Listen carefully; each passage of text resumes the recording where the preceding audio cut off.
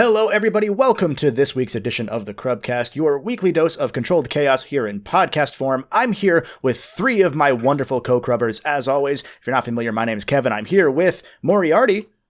Hello. I'm here with Trav. Ooh. And that's what Trav sounds like. And I'm here with Sean. Oh, wait, that's me. Hi. I 88.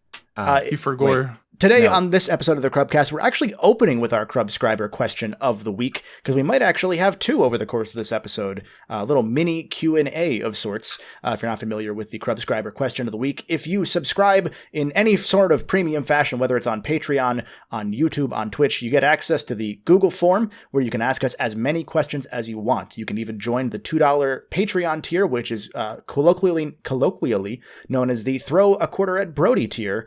It's $2. You just get to fill out as many questions as you want, and you can just do that. So if you want to do that, if you want to hear us answer some of your burning questions, consider checking that out. The first question comes from Pinecone, who asks, is there any game that is considered bad that you enjoy but can't explain why? I know, Sean, you put some time into this thought, so I'm going to jump to you first. Star Fox Adventures. What was the question? Star Fox Adventures. I've brought this up so many times. I know a lot of people dislike Star Fox Adventures, but there's just something about it. Just, you get to be Star Fox. You get to hit all these little you get to be Star Fox. You get to be Star Fox. I mean, that's good enough for some people. It really makes you feel like Star Fox. That's a good one, though, because it's interesting, because Adventures also isn't considered, like, bad. It's kind of just considered mid, you know? Yeah, it's one of those, like, I wouldn't say they all say it, but it's one of those, it's a good game. It's just not a good series name. Game. You know, it's one of those, like, I've seen people do that, like Breath of the Wild and whatnot, but I feel like... Death Stranding. Yeah, that's a good Metal Gear game. But that hurt to say. But, like, I remember, like, being, like, real young and going on, like, GameSpot and seeing everyone just kind of poop all over that game. You're like 5 years old. Sorry. And... You think this is the first time? Look, I had Neopets until I was like 17. Okay, all right. Neopets until 17 is wild. So that is pretty wild. I'm not gonna lie. It does explain why Sean is a Scientologist. However, that's true. It does. All those words are wrong. It explains the boba issue as well. We're not going to talk about boba. I didn't like that. All that. So. Yeah, it's interesting because, like I was saying, Star Fox Adventures isn't really considered bad outside of, like, in the YouTuber era. It kind of got repainted as really bad, but it's kind of just like a mid-Zelda game. Mm-hmm. So, yeah, I mean, I didn't even learn about it until, like, a YouTuber that said that it was bad. I don't know who that was, though. It was Goku. Which one could it be? Yeah, which one? It's an interesting one. I've never played Adventures, so I can't speak to it. I just know about general scales, and by that metric alone, it's good. Yeah, he's pretty great. Krazoa palettes. Yeah. I'm gonna go to you next. What game is considered bad that you enjoy but can't explain why? Boy, man, there's so many. I end up, like, really enjoying some of these bad games, and I think maybe some of the big ones would be like Army of Two, right? Army of Two, people really like. That's a good one. Kane and Lynch, right? People hated Kane and Lynch. I enjoyed it. Alpha Protocol, you remember that game? The spy RPG game that is super technically broken and clunky, but boy, its storyline is super cool. But I'm going to throw out Deadly Premonition because I think that one's maybe the most worst game ever made, but also, boy. Yeah. It's an experience. That might be the only game that I can really straight up define as The Room, but video game. Like, that's the closest analog that I think games have to that. I like that a lot of yours... Up there, yeah. I like that a lot of your examples are, like, mid-2010s, early 2010s cover shooter. Like, very of that specific 3-year swath of time where it's like, Gears of War was really good, so we're just going to make 40 Gears of War games. And some of them were good. I mean, like, there's certainly sort of a thing about going into a room and seeing an entire room of chest-high walls, right? And you're like, I kind of miss it. What's happening here? I kind of miss it. I was playing Uncharted 1 recently, I was showing a non-gamer some of the language of games because we were just hanging out, and I was like, oh, that'd be fun. And walking into rooms and having chest-high walls was one of those things where I felt weirdly nostalgic for that very bad design, where it's just so obvious. Yeah. It was nice to be able to do that, to walk into it and see that and be like, I get what's happening here. Am I prepared? Am I ready? Yeah. And I don't know. I think I'm not saying that I love it, but I do think that it's a really fascinating part of like the visual history of video games, right? Because that is nothing more than a yellow ladder, right? Like that's all that is. That's a yellow ladder telling you know what this room is for. And you know what engaging. Yeah. It's interesting too. Oh, you go, Sean. You go. Oh, I was just gonna say, you remind me of like another game that like it also kind of like the whole shooting genre is Tribes. I remember Tribes Ascend was a game that like I was really into. I forgot about Tribes. And looking back, like apparently a lot of people hated Tribes Ascend. I think was the final one that they did. I could be wrong, but I remember playing that all the time, and then learning that everyone that I knew that started playing Halo, they all hated Tribes. And so I guess that one is one from my childhood that I don't really think of often. Yeah. But man. I think I forget if I have a copy of Tribes PS2 on one of my shelves. I think I do, because I didn't own it, but it was like one of my buddies just had a bunch of PS2 games that we're going to throw away, and I'm like, I'll take them. And I think the first Tribes on PS2 straight up calls it a Halo killer on the box, which is I think why a lot of Halo fans probably don't like it, because there's like that weird "you're coming for our title" situation. Blinks the cat. Yeah, very. That one hurts. Very Phil Spencer coded game. I mean, so like with regards to Tribes, though, the Star Siege story is so cool, right? Like I know that you can go and back when they gave manuals and boxes, right? The Star Siege box came with this like compendium, right? Like a massive book of just here's all the shit we stole from Dune. God. I was gonna say, when you were talking about that specific swath of time as well, I'm giving Trav time to search his Steam library. Is that obvious? You're wearing glasses. I can see it in the reflection. If you don't know what I'm talking about, you can go to youtube.com/@CrubOfficial. We have these in video form with some special bonus videos as well on the channel that you don't get in the audio realm. The audio realm sometimes gets content not in the video realm. You should follow us everywhere. Check out crub.org to find all those links. The one I was gonna say, as far as like that specific era of like Xbox 360 game, Lost Planet. Oh man, Lost Planet was so good. It's one of the few games. Yeah, one of the very few games that actually requires you to think ahead, right? Because like it punishes you for not being prepared, and it's really unforgivingly punishing. Gosh. Yeah, it's I only played Lost Planet 3 via the free demo they had because I was poor, and I thought it was neat. I didn't really get it at the time, but that's one of those games. It's like that, and like Dead Space 3 is kind of that same year where I think of those games, and it's like just not forgotten. They're more like maligned at a point. Yeah, especially in the modern day. Like I've said before, I'm really excited for the retro revival boom to hit the PS3, Xbox 360 era, because I really want to see all these 30 FPS, very jittery, so it's not a stable 30 FPS on purpose, brown and gray textured games. Like I really want to see that done in a nostalgic style. I think it'd be really fun. Yeah, no, I super agree. But yeah, Kane & Lynch is one of those too. Like I never really played it, but I always wanted to, because of that same virtue of like, man, I'd love to play a co-op, crappy little Gears of War clone, you know? That's the thing, right? Like, so co-op is probably my biggest genre personally. I love to play co-op. I play with friends, right? If I can't think of a whole lot of games that I've played in the last even year that are single player, right? Like, I played RoboCop. That was great, but I, was able to do it in like 10 hours. So whatever. Yeah. But generally speaking, I'm not playing single player games. I'm playing co-op, right? My current stable of games is things like Fortnite and Phasmophobia and Counter-Strike, right? Like, or Diablo 4. Just games that I'm not playing alone. And so when I look back at the games that I really enjoyed a lot, it's usually a game that was a co-op game. There's There's Orcs Must Die, for example, which is this super just indie little game. There's, I don't know, 5 of them now, and some of them are very, very bad. But it is... you mean 5 indie games? There's like 5 of them in the thing. Oh, okay. And, the Orcs Must Die games. Yeah, right.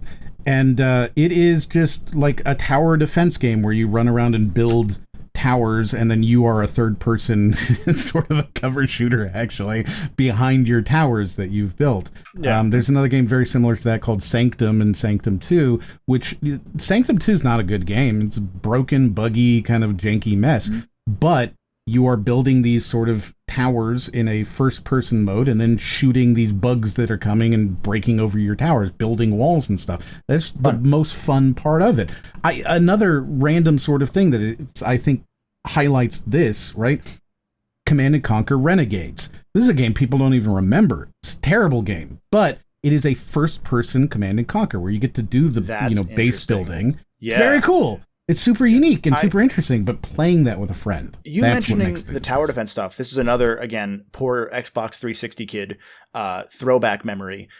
Dungeon Defenders, I think the name of that game was. Oh my god, yeah, I remember They had the free demo, and you could just like level up in the free demo, and it was only a few courses you could play, but I played that forever and ever. It was like one of those games that I just played. Yeah. Sounds familiar. But I don't really, it's not like it was a bad game, just another nostalgic memory of that era.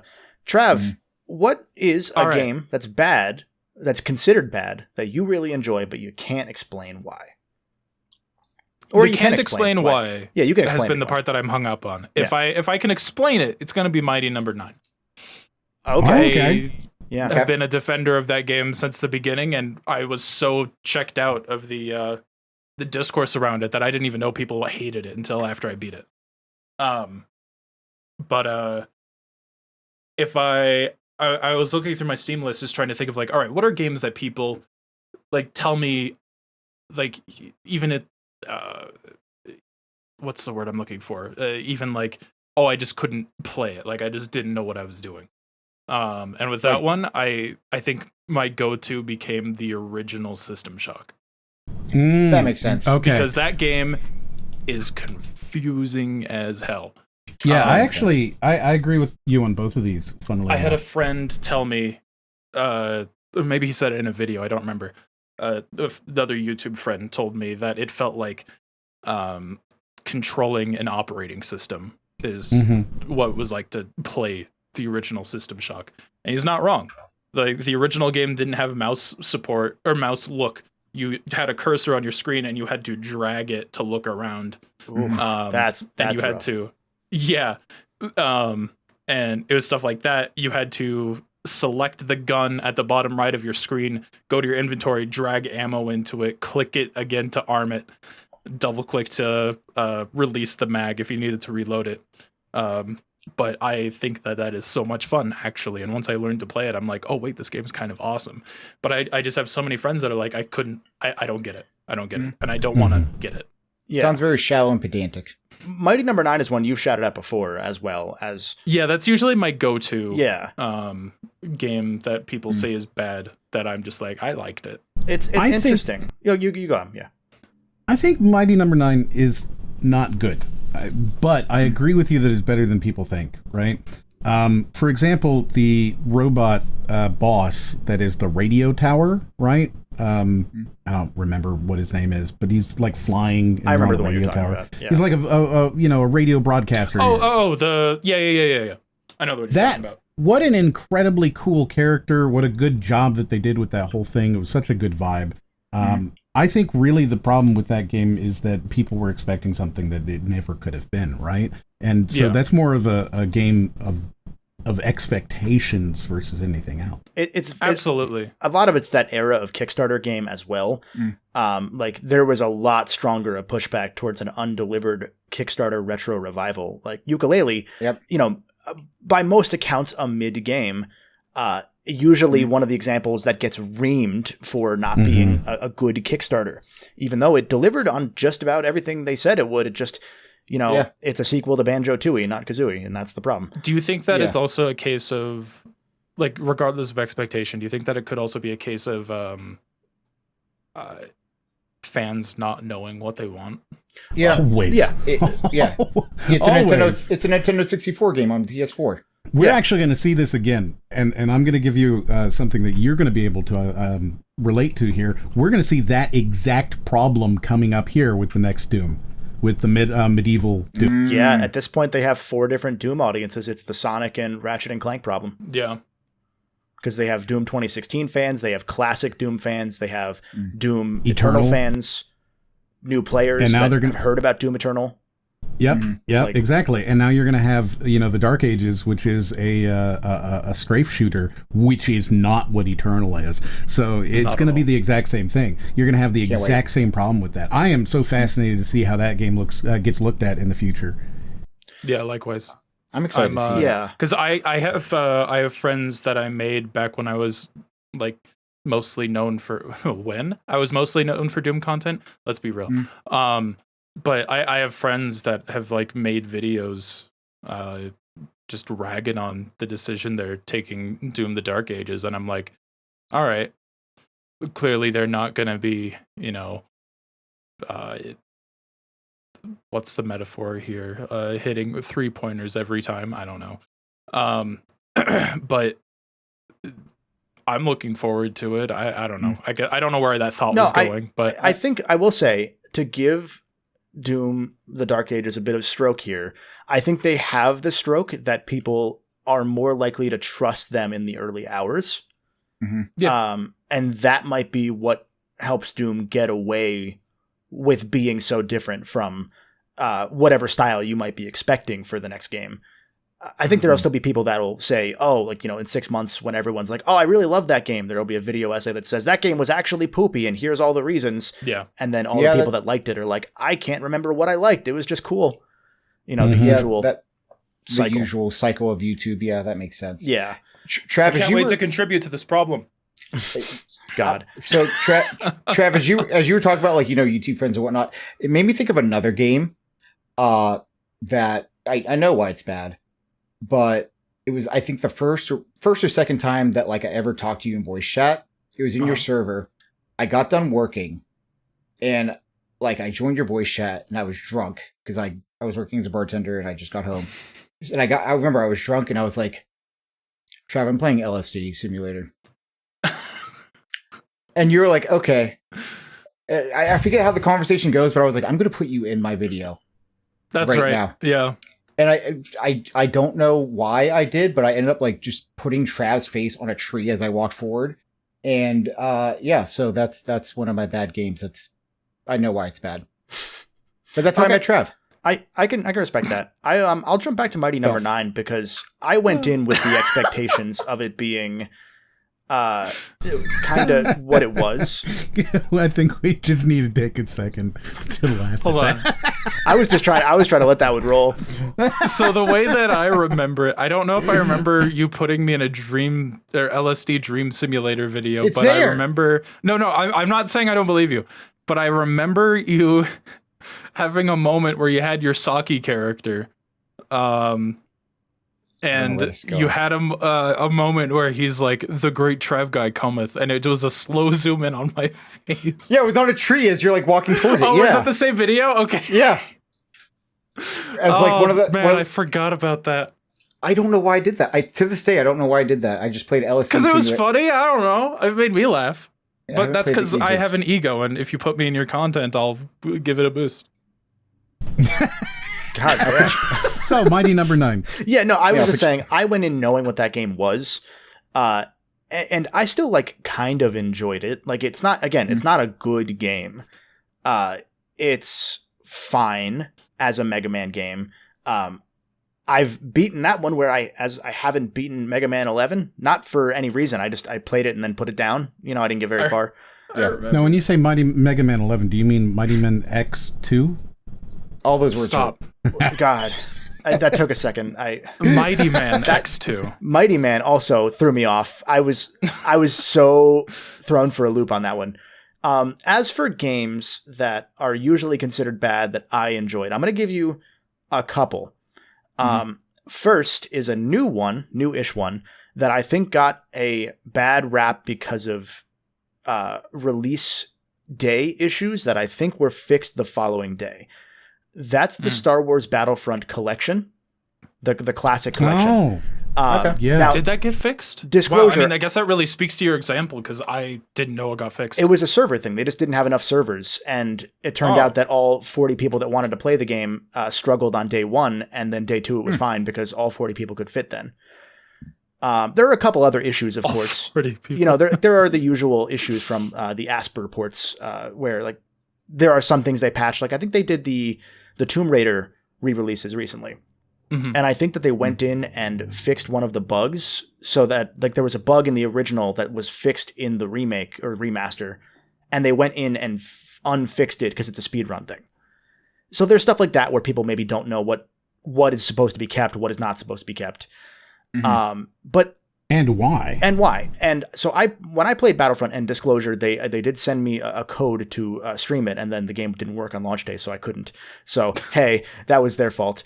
But when I was playing, it's exactly what you would want that to be, considering that it takes 45 gigabytes of mods on the original Battlefront 2 to make it work on PC. Yeah. Like, it was an impossible feat to the point that I was like, oh man, I'd love to get Crub to do a game night with that game because Battlefront 2 is rad. But it was so much work to get everyone on the same mod package just between I remember that. me Yeah. and Sean or Chris or Justin, everyone together on the same version. It was impossible. Yeah. So this classic collection just fixed that, and you could hypothetically play it. It's overpriced, to be clear. It shouldn't be $40. Yes. It should be like 20. Yeah, I just checked it. It's $30 for the whole collection right now. Yeah. Oh, It should be like 20 tops, you know. You can Switch- buy the first one standalone for $10, which still feels like too much. That but might not be the remastered version, though. I think the it original is. version. I'm looking. Oh, it is. Wait, you might be right. Because Hold the on. originals are still on there. Yeah, this is the classic. You're right. This Yeah. is not the updated. So port. those don't work well. Like, those don't work well on modern PCs. It's like think of like Fallout games for Windows Live situation. Yeah. Did they put that also on the Switch, or am I thinking something different? I think it was also on Switch. I don't remember if there Yeah, was it was system on modern crossplay. platforms. Yeah. Okay. That sounds awful. But anyway, that's a modern one that I think it's one of those issues where if there were reviews 2 days after it came out, it would have a very different reception. But, you know, the zeitgeist doesn't really get updated usually. Yeah. You know, saying this game is good now doesn't really spread as far as this game is poopy and it's a big media franchise. How could they get away with this? And you have to get those videos out day one. For evidence, view literally any Sonic game. Yeah. I mean, the redemption arc of Sonic has been really cool to watch in terms of like what the general reception is. They still kind of get like mid receptions a lot of the time, but that's kind of just what I think there's a built-in Sonic filter to a lot of those games because you have to understand they're arcadey. You're supposed to deal with jank as you play through them a bit to learn what the jank is. It's not really always jank. Anyway, another game that I have, as I looked through my Steam library, as well as you did, Trav, I just didn't have glasses, so you couldn't tell. The Legend of Korra game, the Avatar Legend of Korra. I need to see Wasn't game. that one platinum? It was platinum. It was on PC, PS3, I think PS4. It's been delisted because Activision. But that game is another example of people not really knowing what they want, I think. It was a $10 game that's like 2 hours long, and you're supposed to replay it 4 times. It's almost like Sifu in a way, where you're supposed to replay it again and again and again to learn new movement strategies, get new equipment, get better. And people were upset that for $10 you only had like a 3-hour game, which is a little understandable, but that's people's expectations have changed since then, you know, for the better. And I really liked that game. It was just really fun, you know, for what it is. It's one of the best, if not the best Avatar game mechanically. A couple nitpicks, you know, you can't really swap styles and keep combos going easily. But it was just fun. I just enjoyed it, and there's nothing necessarily bad about it. It's just that people really thought $10 should go further 15 years ago. So, Man, they're kind of right. There's a game that I want to bring up. I know it's going to get memed on. I don't really care. It's Kingdom Hearts 3. Look, in the fandom, Kingdom Hearts 3 got a bad rap at the beginning. I get it. I understand it. We make the jokes about Sean not playing Kingdom Hearts. I get it. I understand it. But I need you to understand, it's a good game. sure, the beginning's a little weird timing, but look, you were talking about pirates earlier, and immediately I thought of, oh yeah, the pirate section in Kingdom Hearts 3. Such a good time. It's so fun. That was where your brain went first. We were talking about pirates for those of you in the audience. On the pre-show, we stream these live on Twitch at twitch.tv/Crub_official. I knew. Yeah, in the pre-show, we were talking about Pirate Yakuza and other pirate games, and Sean allegedly thought about Kingdom Hearts first. What do you mean allegedly? What I think is interesting about this, right, is that we can see his glasses, but we can't see who he's reading this from. That's true. He might be like pulling up Wikipedia. Oh, he's hitting himself in the head with a box fan. That's not a good idea. That is not a good idea. Oh, don't give yourself a concussion. You'll end up in Disneyland, just like in your favorite game, Kingdom Hearts. Yeah, in general, I don't miss the era of like dumpy little $10 licensed games or just $10 sort of indie, but with publisher games. Like I miss it a little because those were like, kind of single A releases. I miss shovelware. A shovelware still exists. Yeah. Fuck. I mean, darn, swear jar. We got a swear jar. Oh no, so good. Pouring out. I think the trip.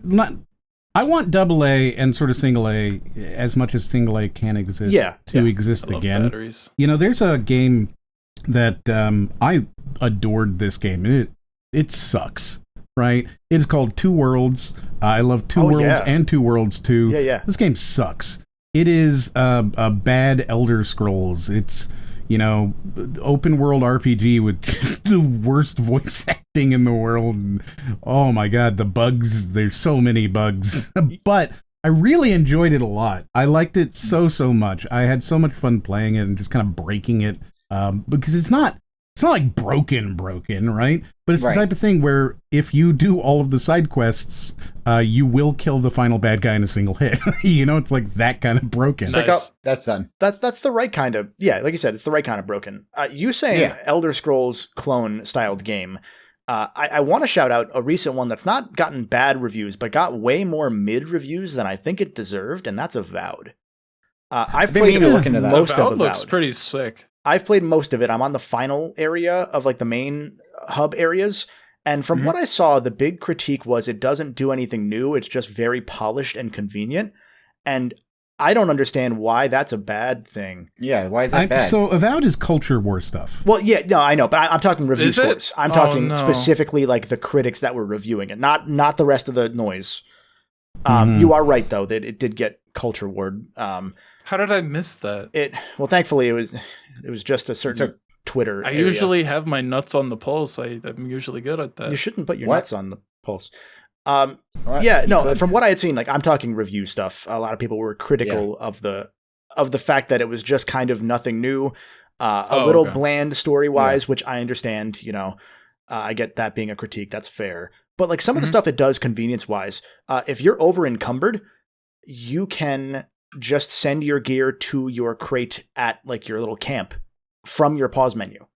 You can just teleport it to your pause menu. You could do that in Baldur's Gate. It's super helpful. Yeah, it's just like why would we want to make the game boring to play? Like why would we want to do that? Just deal with it. You can fast travel to your camps, which are like set areas on the map where you can set up a camp. You can fast travel to them, and then when you're leaving the camp afterwards, it'll ask, do you want to fast travel back to where you were when you spawned to jump to the camp? That's nice. Which is such a cool thing. I don't know.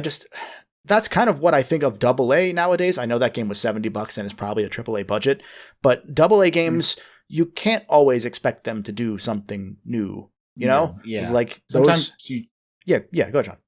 I was just going to say, sometimes you just need that polished game because you don't always see that anymore. So like I do see a comment that I think we could address, which is I feel like at that point you just shouldn't have the carry limit, and I disagree. I actually disagree entirely. Yeah, I disagree having the carry limit forces you to resource micromanage. You can't go back to you have to go back to your camp to pick items back up. Is the idea? So whatever you're leaving behind, you can't just you have get to decide what you want to carry with you. What are you expecting? What is going to come with you? It's like the weapon durability BS from like Breath of the Wild. Like I think it was a really good system, and I get why people don't like it, but I think for that once you see it for what it is and the reason it's there in the first place.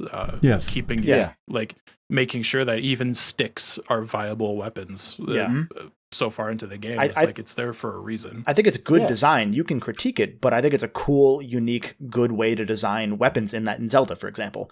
I think that was a really good innovation. Also, but I understand sorry for interrupting you, M. I don't care about Kevin. Sorry for interrupting you, M. I don't care what you had to say, though. That's fine. No. I did want to hear what you had to say. I was just going to say what you said. Oh, okay. I'm okay with it. It's fine. Yeah, no, I agree 100%. That is exactly why that feature exists. And it's the type of thing where if you really think about it, and there's not a whole lot of, we talk about like media literacy with regards to movies, but media literacy with regards to games is also dead. And there is this sort of, if you think about what you're doing and what the process is, right? Imagine a game where you pick up item, and if you have too many item, you have to either drop it on the ground or go back to town and sell, or go back to town and put it in a chest, right?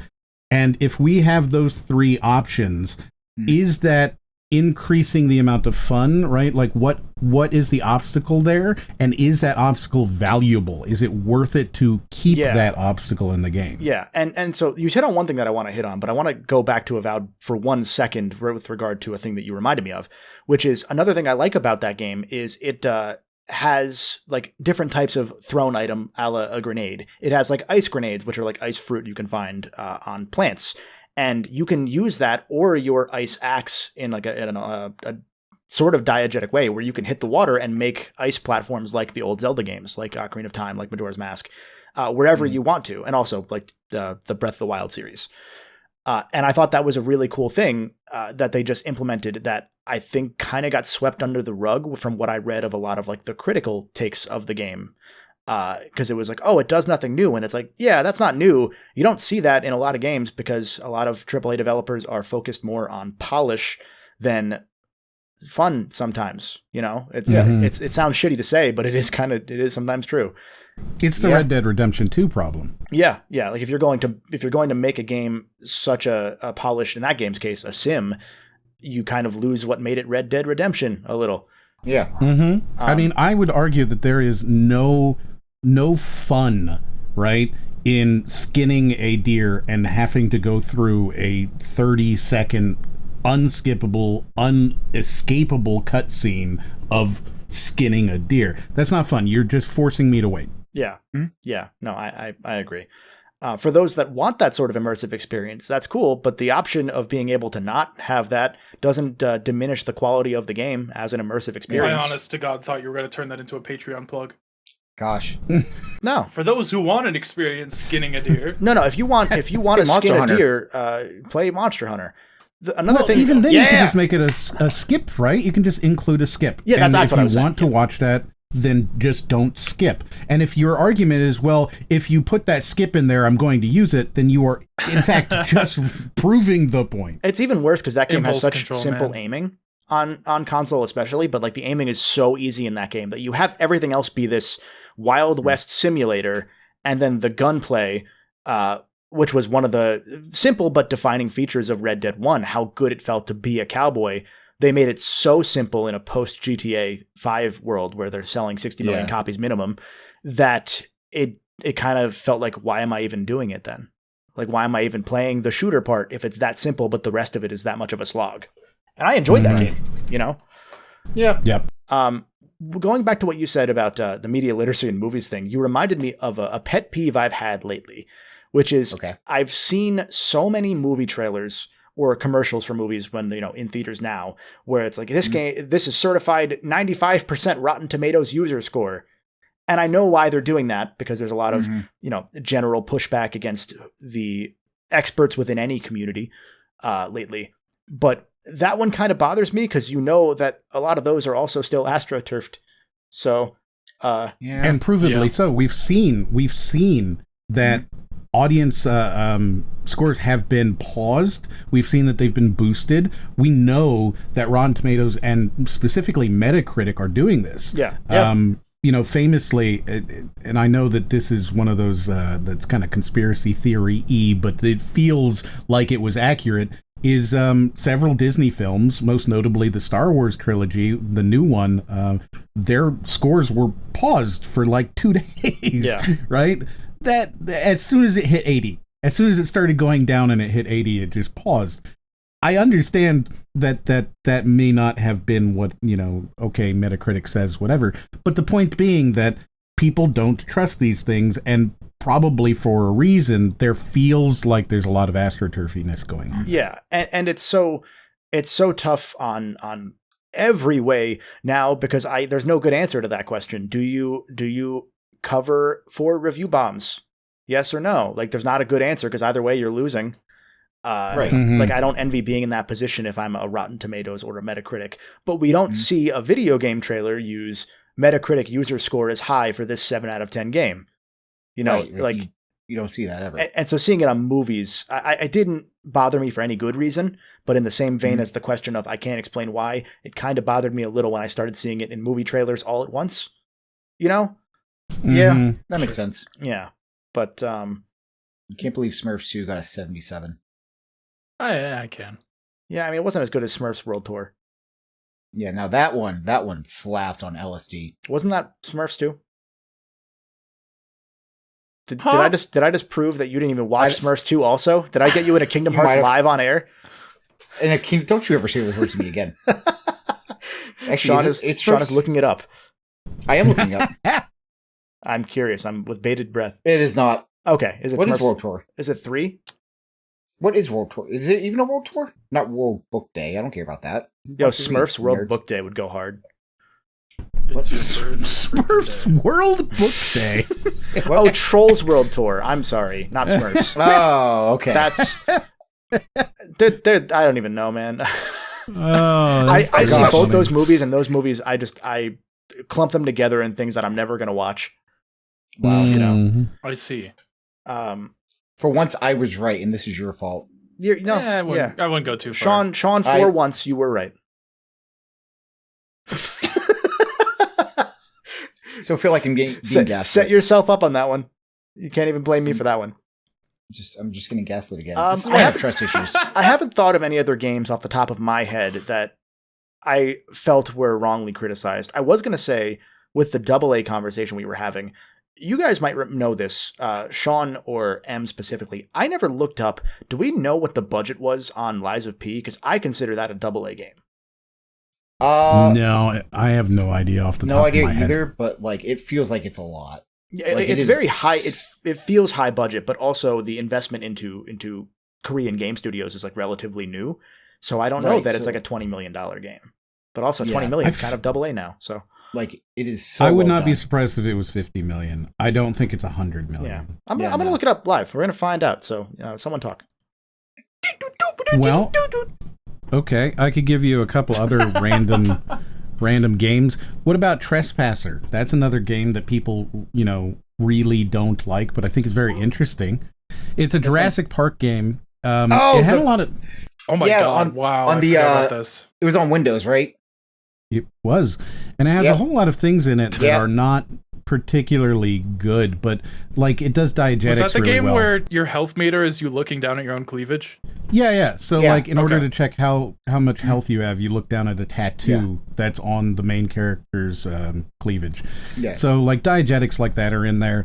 It's an interesting game. You've got kind of the quappy arm physics based controlling that sort of shows up again later in Surgeon Simulator, right? Like imagine Surgeon Simulator, but a real game where you're moving around picking up guns and have to shoot and stuff. It's not. Yeah, and the wildest thing about this is like a lot of game creators, like they took a lot of inspiration from this game, like a lot of shooters nowadays, and it's weird to think that game is like kind of a cornerstone in gaming, period. But because no one ever talks about it, that's wild. It's really like interesting game. Turok's good.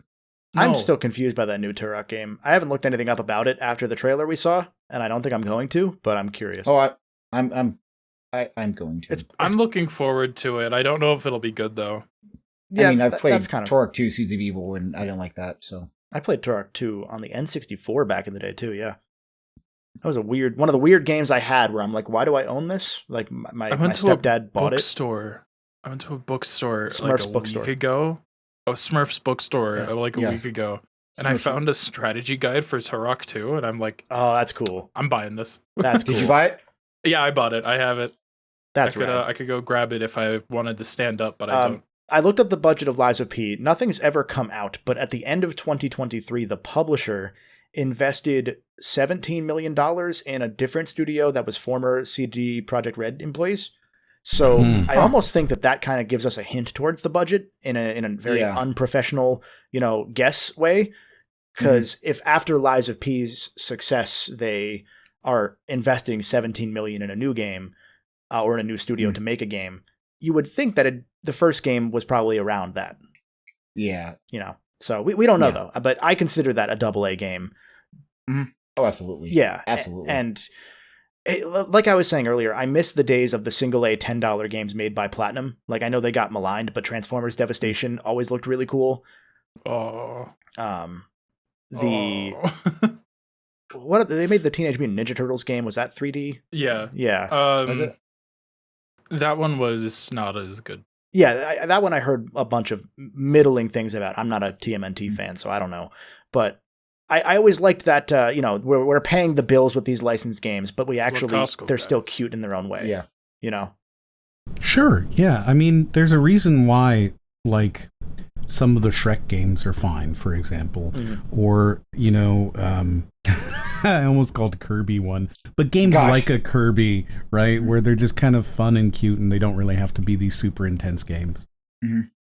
Yeah, it's tough because like you can't really capture that vibe. I mean, you clearly can't capture that vibe anymore with a lot of games because the revivals of any sort of genre that's from a bygone era, let alone licensed titles, those revivals are usually being made by like 4 people, so it's going to take 10 years. Yeah. Like there was a Kickstarter for a recent retro revival 3D platformer, and it's been in development for like 10 years in some capacity, and they're still not planning on having it out for at least a year and a half. Yeah. After the Kickstarter. And it's like, I get it. There are so many games like that where it's just, it's tough. And you guys, again, you especially can't do that with like a Shrek game because licensed games are now apps. Yeah. And that's what they really are. Or they end up going the Fortnite route. You brought up TMNT. The most recent TMNT game is in Fortnite. Yeah, that's a really good point. And Fortnite's a fascinating one because I'm still curious what the royalties look like or if they pay for an in perpetuity license, which I'm assuming is the case. But that's a fascinating one that I would love to know the legal background behind all of how Fortnite gets what it gets. Right. Yeah, I would love to see a couple of contracts, right? Like, I want to know how the TMNT one specifically is very interesting because, like, that is a side-scrolling Turtles in Time kind of game, right? With a lot of the characters and the foot and all that kind of stuff in it, and yet it is clearly Fortnite at the same time, even though it's a side-scroller. And how did they do that? Was it a type of thing where they licensed it for 5 years and then it's going to go away? Or is it a forever thing? Or are they just paying them, the Unreal payouts that they do for engagement-based stuff? I don't know. And it's even more interesting from the lens of like, you're negotiating for a video game based on an IP that I think is owned by multiple different groups. Like, I don't think it's just Paramount that owns the TMNT license, right? I'm not sure, but I wouldn't be surprised. Yeah, I don't want to speak. I wouldn't be too surprised. Out of my ass, but I thought that was like one where you have to negotiate several layers down with like original creators, et cetera, et cetera. It's the Telltale problem, right? Like, how do you create one of these games? The what was it? The Back to the Future stuff, right? Like, who owns that, and how do you get this, and how do you? The problem with all of these, I think, boy, this is going off into the weeds, is the preservation aspect is going to be crazy, and I think that's part of the reason why a lot of these disappear. Is how do you do? When we have the Havoc physics engine, right, which is licensed, how do you bring that into the future when their license runs out? Things like that. I have a good answer to that because it's part of a thing I'm working on. simplest terms. Thanks to today's sponsor. Sorry. Yeah, simplest terms. I think recompilation and decompilation has become the way to get around middleware, but it's such an interesting challenge because you essentially have to take, let's say, for those that don't know what the recompilation and decompilation is, Sonic Unleashed recently had a decompilation announced where they took the Xbox 360 version, took all of the game code, and essentially reverse engineered it in a way that is fully legal to do. And then they released it in a free way, as long as you have a legal copy of the Xbox 360 game that you can then pull the ISO for. And so what recompilation does is, let's say Trav makes a sandwich in a very specific way. He's bread, mayo, peanut butter, Taco Bell sauce that he drinks, and he puts it together. That's his sandwich. When you decompile that, you might get a completely different way of making that sandwich with different ingredients and variables that turn out to be the same thing. Like instead of maybe mayo, you just put egg.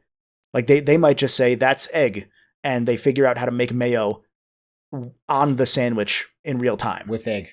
Huh. And so that's kind of what decompilation is. And that's been one of those things with middleware, especially like a Havok physics engine, that you can definitely get away with doing that because it's entirely legal, but it's such a fun challenge now I have to reverse engineer an entire physics engine that is custom built for each platform it was on. So the PS2 Havok was different than the Wii Havok, that was different than the GameCube Havok. And we have it. Wow. Like you said, Em, it's a really tough challenge, but it's a really cool one that we're starting to see solved, which I'm very excited for because it didn't seem like this level of preservation was going to be as widely absorbed. And given it still takes 6 months of work minimum to make these things by a lot of people, you can't just do it with a program. You have to then go in and fix it. Yeah. But no, it's really cool. And someone in the chat mentions that the Jack games are also doing the same thing with a thing called Open Goal, because Jack was partly programmed in a language that only one person understood because he wrote it. So Proud of him. Once you reverse engineer that, you can then take all the games and make them. I seriously thought that you were just mispronouncing OpenGL. No, it's literally Open Goal. Yeah. And then I just read it and I'm oh, never mind. I'm just assuming my friend's an idiot. We should call it Open Goal though for OpenGL. We should. Yeah, that's the right play.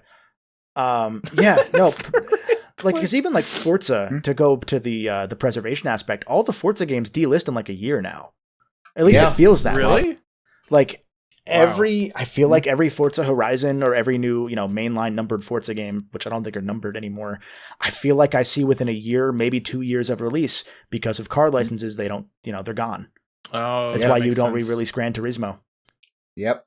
And it's tough because those games are at least, like the Forza Horizon games are unique game to game. It's not, it's not just slight improvements. Those are entirely different maps. Mm-hmm. So, yeah. That's my bad game that I enjoy but can't explain why. The concept of decompilation. And if you want to decompile your thoughts with us, patreon.com/crub.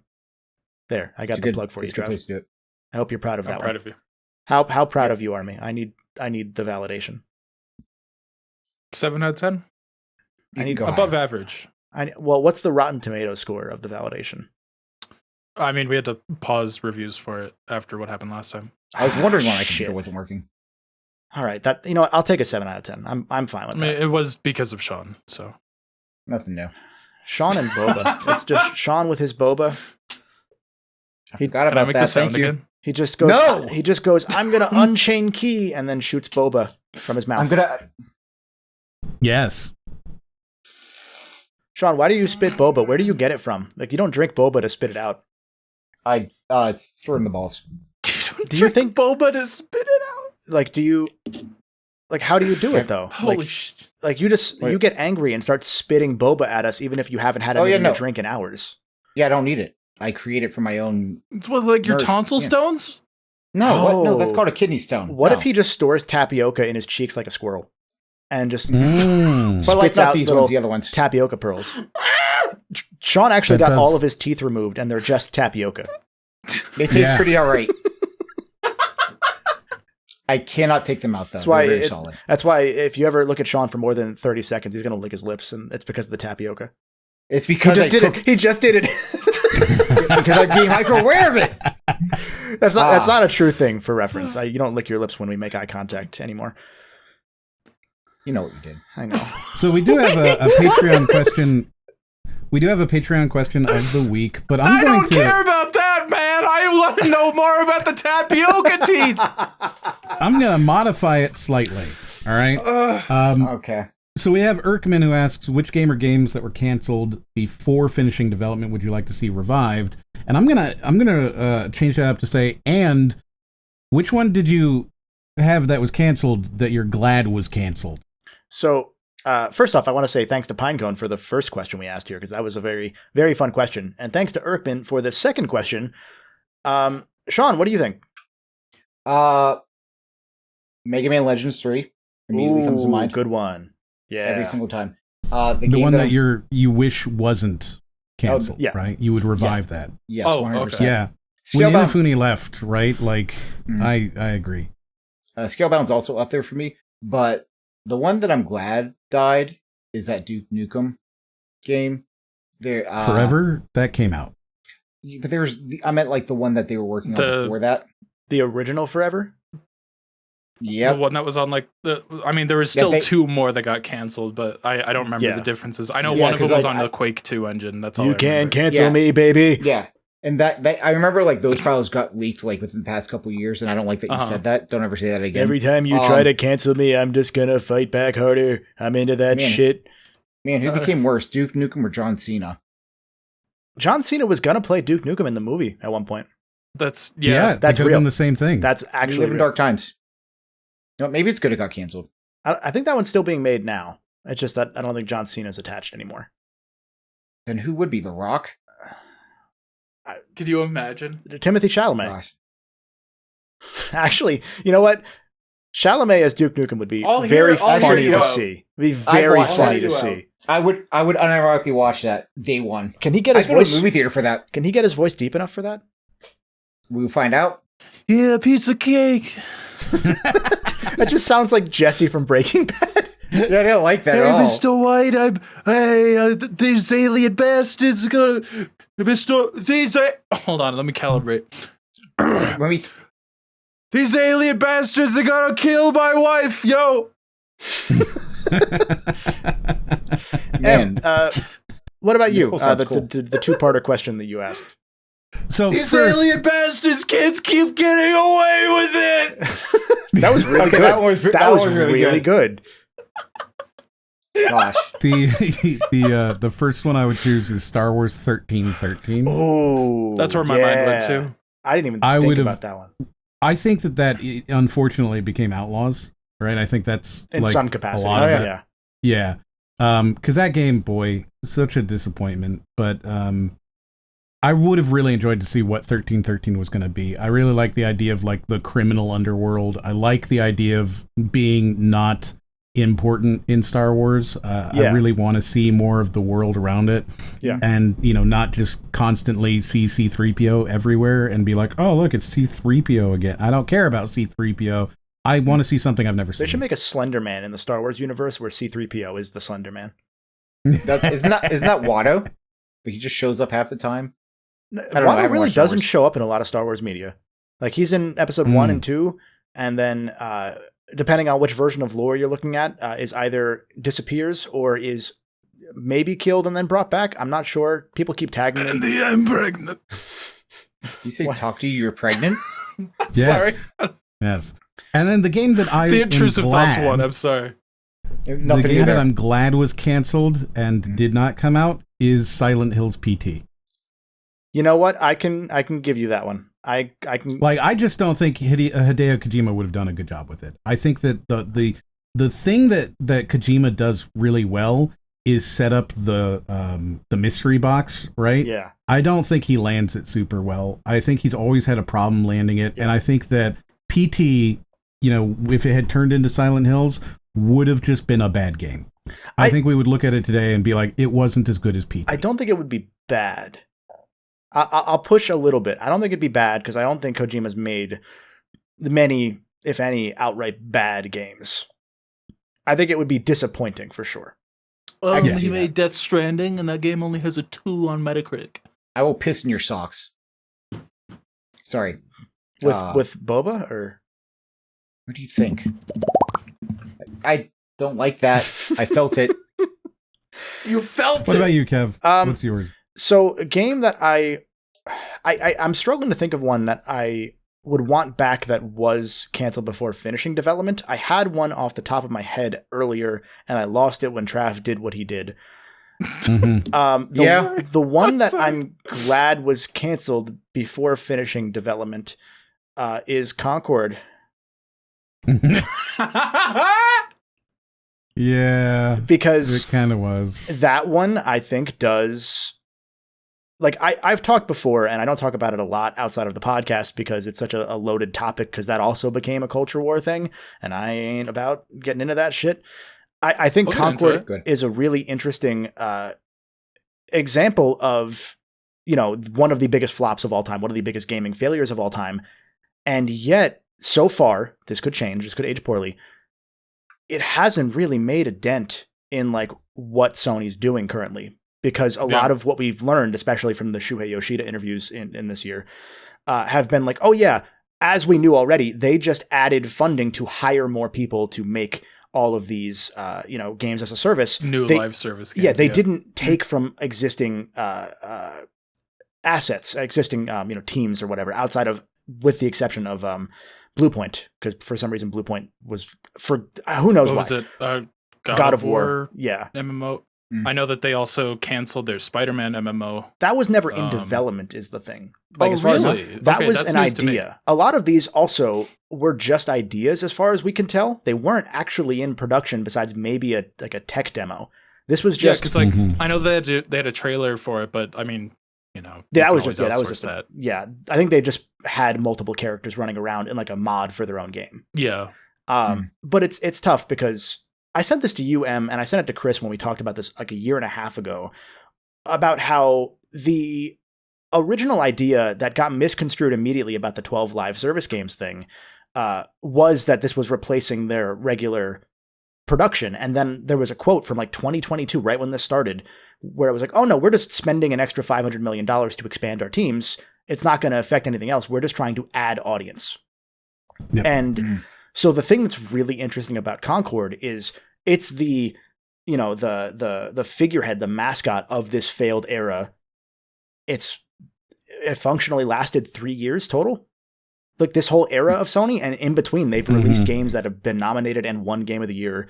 They're doing what they're usually doing, given at a slower pace than we would like, because I'd like more than 2 games a year. Thank you. That's insane. But that's too far. It's just interesting because like you think of Concord, you think major flop. The impact of Concord is just we're ending this era early. We're just going to pull the plug on it. Whatever, we failed, we tried. Compared to like a Skull and Bones, which might shut down that company. And we don't talk about Skull and Bones. So it's a fascinating... I forgot about Skull and Bones. Fascinating thought, like just the fact that Concord was this massive, massive story, and 6 months later, who cares? Yeah. I think that's really interesting, because during like, if this was PS3 era, that would shut down Sony.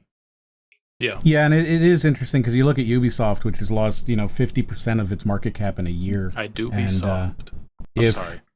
If Assassin's Creed Shadows doesn't sell well, which it probably won't, even though I think it has some very interesting things in it, it just probably won't sell well. And if it doesn't, that might be truly the end of Ubisoft as it currently exists. Yeah, wasn't I remember reading somewhere, it might have been M that brought it up. Wasn't Ubisoft about to get bought like Tencent?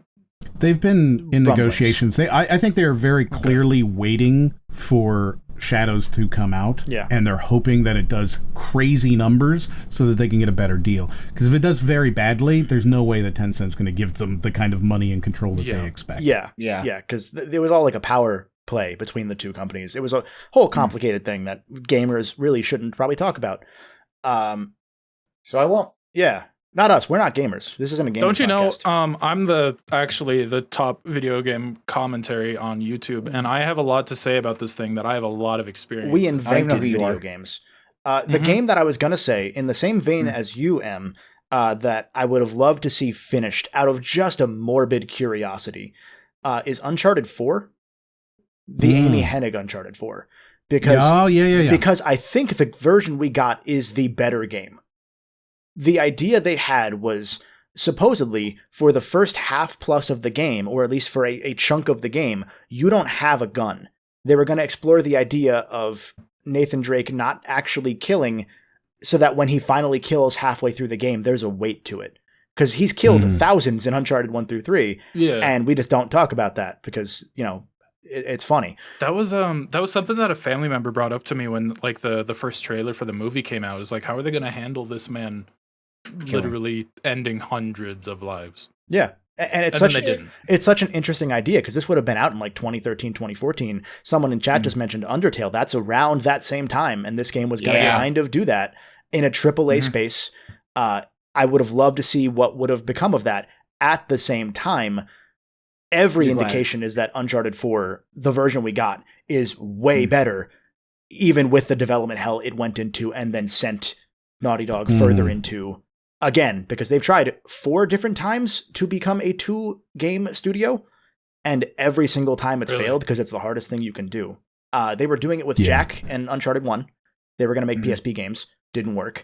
They were going to do, because they wanted to continue Jack. Which I didn't expect, knowing how Jack 3 ends. I thought they were like, we're out, see ya.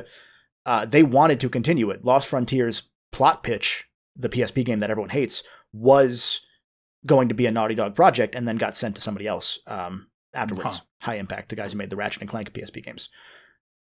Interesting. They did it there. They did it with Uncharted 3 and Last of Us. Didn't work. They did it with Last of Us and Uncharted 4. Didn't work. They did it with Uncharted 4 and Last of Us 2. Didn't work. They did it with Last of Us multiplayer and this new game. Didn't work. Like, they just keep doing it, and it's because it's so hard to do. But they should do 3. They should make maybe try more 5 games at once. Anyway, that's a huge digression. I think seeing the original Uncharted 4 would be really cool. I like that idea. Yeah, I mean, the how to handle that dissonance has always been sort of I don't know, video games don't do it very well. Like the Tomb Raider game, the reboot that they did in 2013, where she has the same sort of thing, doesn't kill for a significant portion of the game. And then the first one is this person who's trying to assault her, and she, kills him and then feels bad about it and then immediately slaughters thousands of people. Yeah. The dissonance is always going to be super difficult to address, I think. Yeah. At that point, go balls to the wall. I mean, you were... Go ahead, about Shout out balls.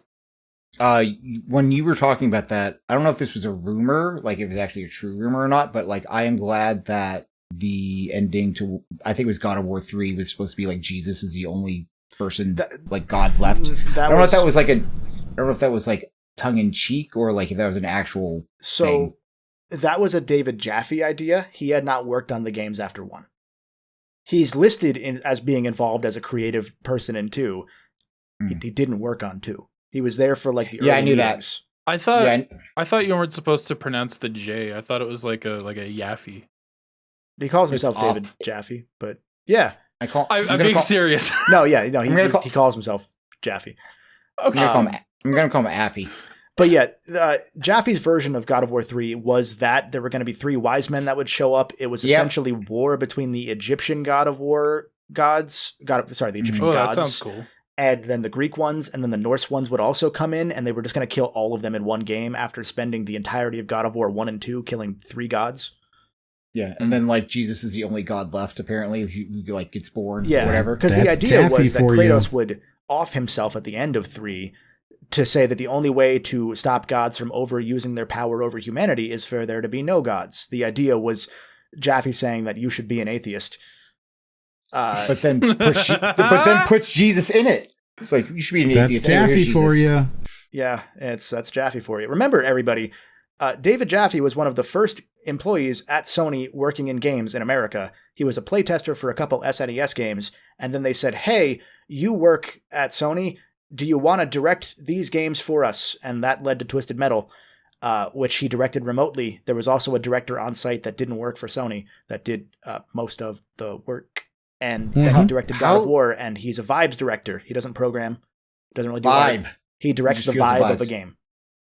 That is insane to me how Sony was able to put out so many good games despite all the chaos behind the scenes. But then again, I feel like that's kind of like how it was back then for a lot of game companies. That's how it still is for Sony. Yeah. Sony's one of the worst mismanaged companies in the history of companies. They fail upward. Yeah. It's Me too, brother. It's interesting from the lens of like whenever I make my inevitable like the full history of PlayStation video, the first 15 or so years, well, first 10 or so years before God of War 1 are such a fascinating time because God of War 1 really is the moment that they make a game and they go, "Oh, that's what we want to do." Like that's the one that hits. That's the thing that we should do going into the future. Before that, it's just the Wild West where everybody's making whatever the hell they want. Japan Studio has individuals making their own solo project games while doing nothing else. It's a whole thing that I'm not going to get into. Okay. Trav, canceled game that you would wish to play and canceled game you're happy. Is it Mighty Number 9?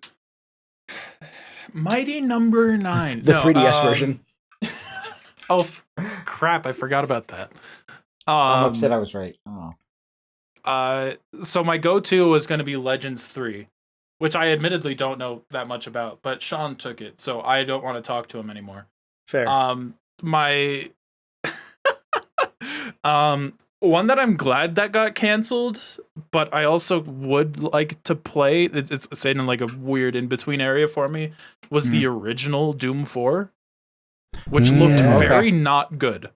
It looked looked terrible. Internally, I heard like people were calling it Call of Doomy because it was trying to appeal to that niche. Doomy. Did that ever get leaked? It's never been leaked? Yeah, the trailer for it got leaked. Oh, okay. Not a build yet. A trailer and a little bit of gameplay. Okay.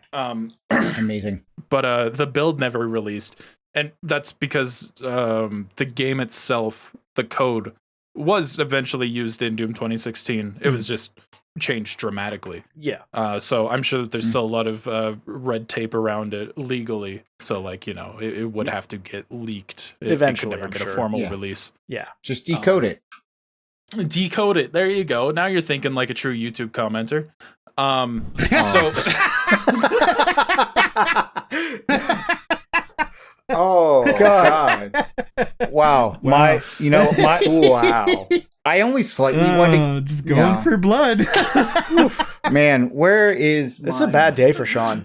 This has been a bad burn day. cream there, Sean. It's all good. Every day's a bad day when you're me, baby. Let's go. Where's my That's the second this is tagline awful. of Crub. It only gets worse.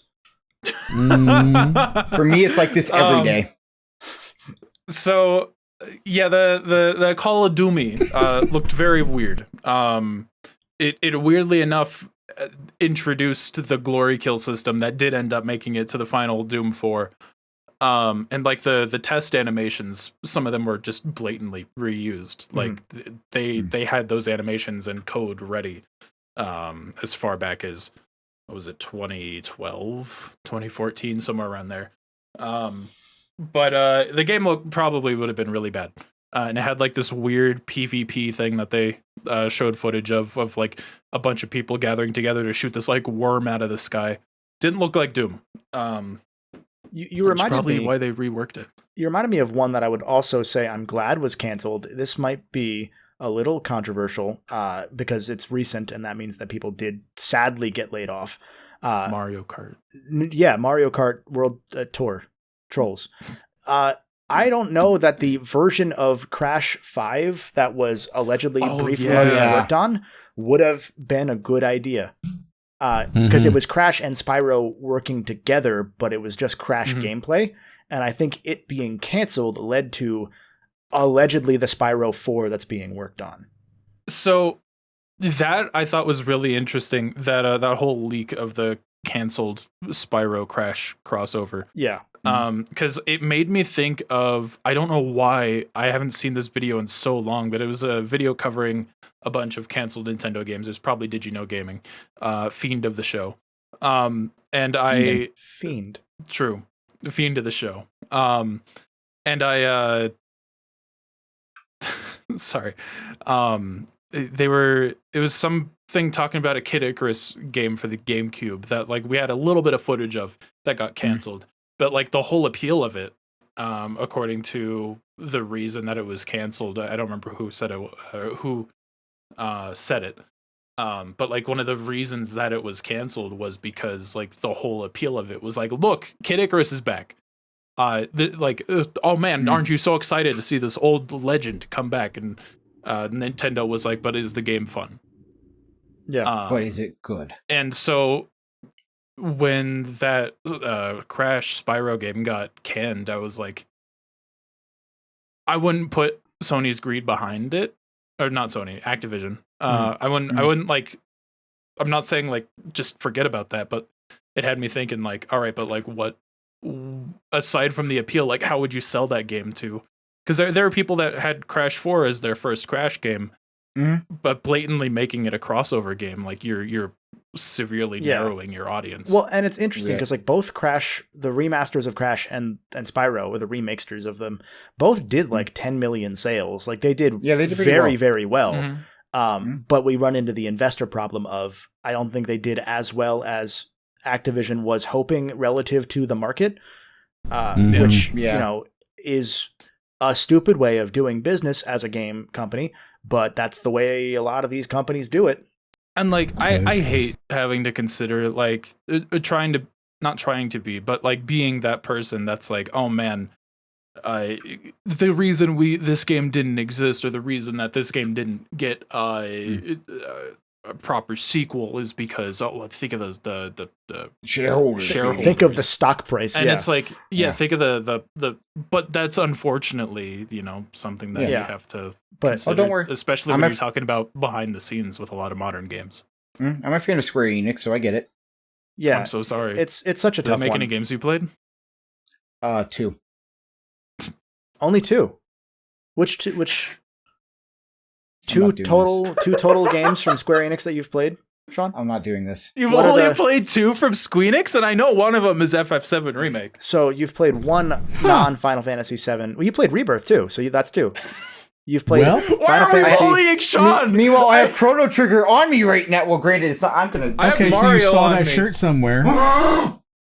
What was that? Who bought the shirt for you? That's the real question. Did you even know that it was Chrono Trigger? Trigger? I love Chrono Trigger. I'm excited to play it for the first time. I said on Steam, which actually isn't even true. Actually, I do. Is Chrono Trigger on Steam? Yeah, it is. It is. It's on That's sale a game I've been at the wanting time to of play. recording. It's usually on sale. To be fair, is it the good version? Is it the DS port? They did update it. I don't think that's it's not my DS question. Port, I don't think it is. Let us know in the show comments or the comment reviews down below what you think of the Chrono Trigger Steam port and whether it's the DS one or not. We're not going to answer this video for Trav. is sponsored by viewers like you. Thank you. That is true. It is sponsored by viewers like Erkman and Pinecone, who asked these 2 wonderful questions that we've been spending the last 70 minutes talking about. So hopefully you enjoyed. Oh my God, it's been 70 minutes? Wow, that went by fast. Time I flies hate this when you're podcast. having hate. I am in pain. Oh man.